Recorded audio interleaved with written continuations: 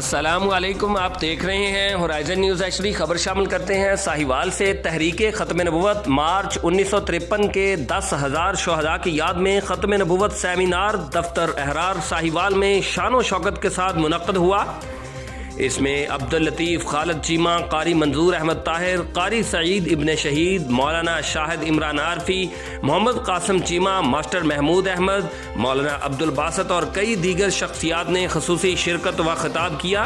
مقررین نے کہا کہ اعلیٰ سرکاری ادارے چناب نگر میں ریاستی رٹ کو یقینی نہیں بنا رہے اور تجاوزات کے خاتمے کے نام پر وہاں قادیانی کو نوازا جا رہا ہے۔ امتناع قادنیت ایکٹ کی خلاف ورزیاں قادیانیوں کا معمول بن چکا ہے۔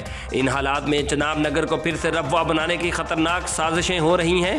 مجلس احرار اسلام پاکستان کے نائب امیر عبداللطیف خالد چیمہ نے اپنے خطاب میں کہا کہ مارچ 1953 میں 10,000 نہتے مسلمانوں کے سینے چھلنی کیے گئے، لیکن آخرکار 1974 میں قادیانیوں کو غیر مسلم اقلیت قرار دیا گیا اور 1984 میں امتناع قادیانی ایکٹ بھی جاری ہوا جو شہدائے ختم نبوت کا صدقہ جاریہ ہے۔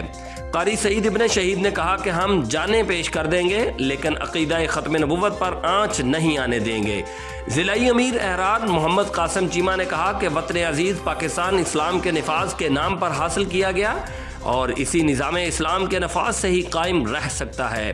انہوں نے کہا کہ مجلس احرار اسلام کو عقیدہ ختم نبوت کے محاذ پر جد و جہد کرتے ہوئے ایک صدی ہونے کو ہے۔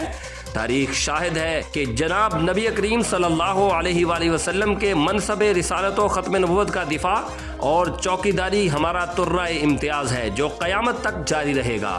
سیمینار میں زندگی کے مختلف شعبوں سے تعلق رکھنے والی شخصیات اور افراد نے شرکت کی اور قراردادوں میں مطالبہ کیا گیا کہ سیاسی انتہا پسندی ختم کی جائے، اسلام کو بطور نظام حیات نافذ کیا جائے، اسلامی نظریاتی کونسل کی قراردادوں پر مکمل عمل درآمد کرایا جائے، ارتداد کی شرعی سزا نافذ کی جائے، سود کو ختم کر کے اسلامی معیشت کا مکمل اجرا کیا جائے۔ رپورٹ محبوب چودھری، سرپرست اعلیٰ، ہورائزن نیوز ایچ ڈی، پاکستان۔